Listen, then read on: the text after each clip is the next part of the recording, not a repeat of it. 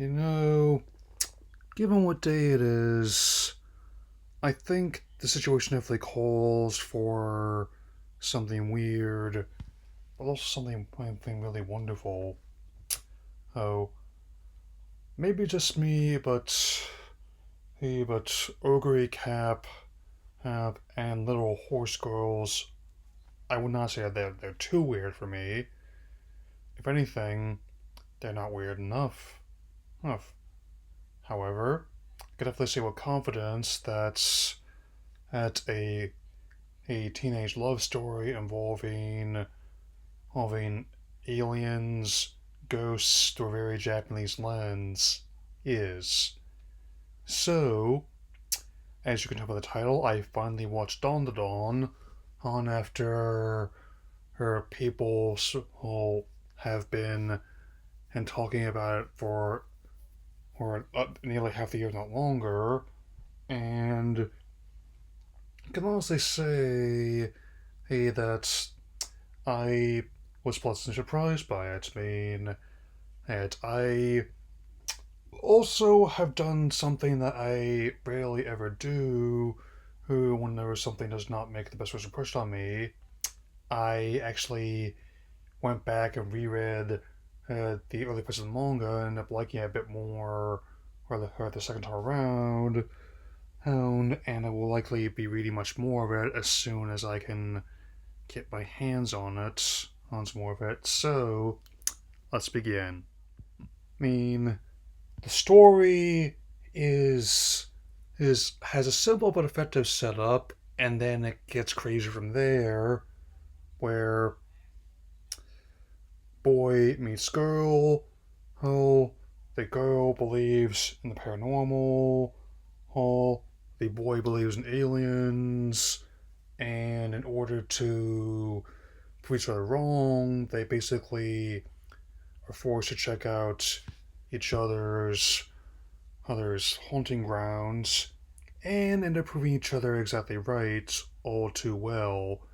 I mean, the girl is named Momo Ayase, who has a complicated relationship with all around her, as with her her medium grandmother, who we'll get to in a bit.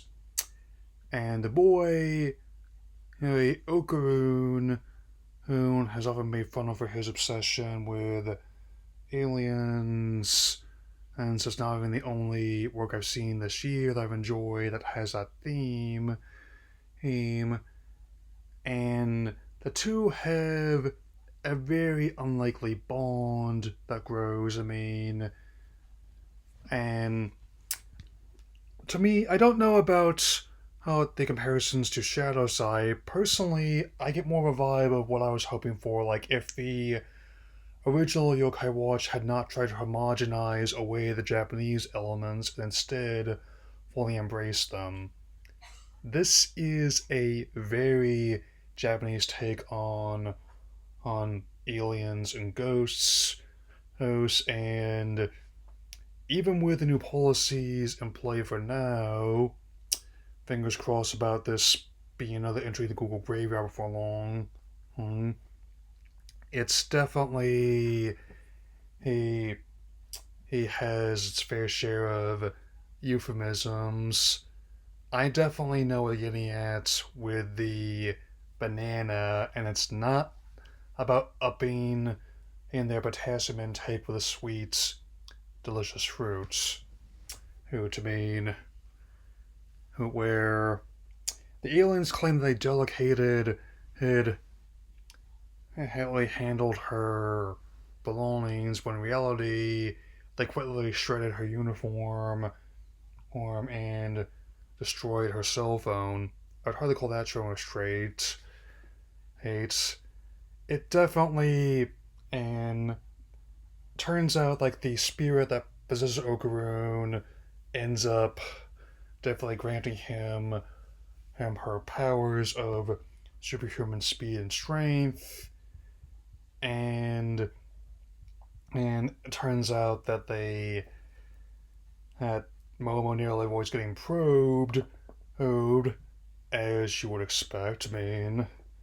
It's a very a a distinct looking probe, and I believe she has more than one place that could be done, as it often can.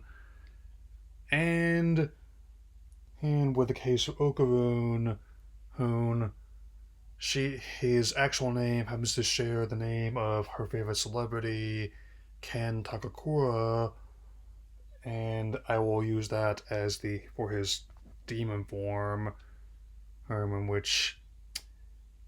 And another one it reminds me of is the infamous and also hilarious Smabble 34. I mean, fact that a major plot thread through the first arc of the manga, and by proxy season the anime, he is that the ghosts stole his Johnson, and and they are and has recovered. I mean, the whole setup of the first couple episodes definitely is like one of those All Weekly Wolves news covers. Like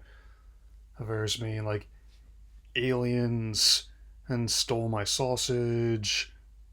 No, and ghosts tried to who empower me.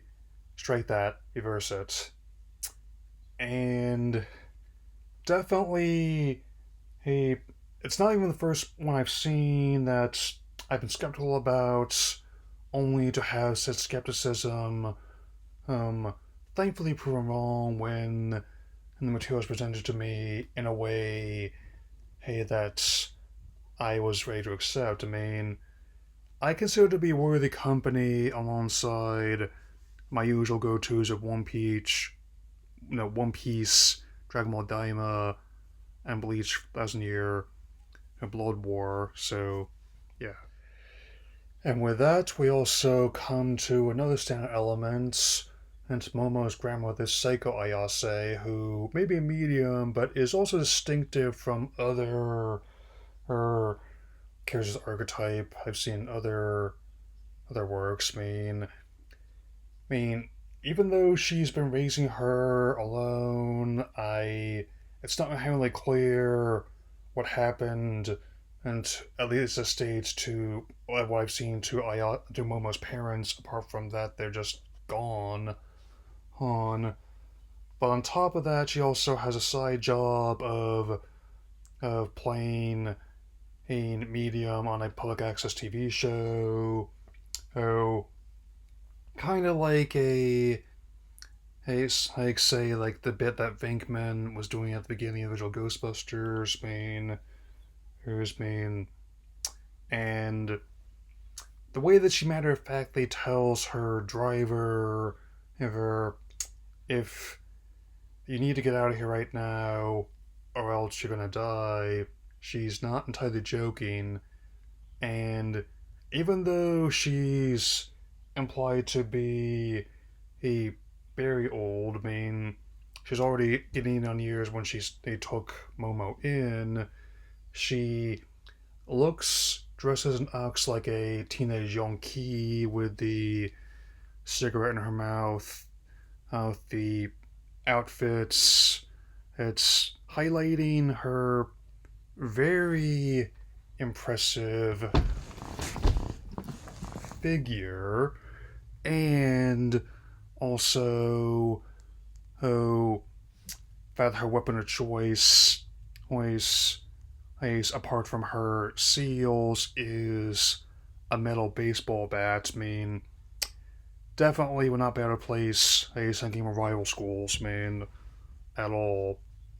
And naturally, hey, one of the methods to train against like the spirit that inhabited Okaroon, known as Turbo Granny, by the way, is a foot race to the toilets. I mean, something tells me that going behind a bush or in a bucket is not going to be enough either. Bottom line, I mean, it's definitely a, an anime that I was initially skeptical about, but I am eager to see more of, admittedly. Hey, just in case I can't get things sorted out with Comcast this weekend to watch it live. Apparently, despite the claims otherwise, there's been some behind the scenes turmoil with he, with the higher ups again, and I have backups in mind in both dubbed and subbed form. Or I mean, I've seen the first 3 episodes subbed, the first 2 dubbed. I'm gonna start the third one soon, and also try and track down some of the manga as well. Next time, I will give you another countdown on Pokemon Legends ZA. Hey, and I will be placing my pre-order on that one as soon as I have the cash. So that'll be all for now.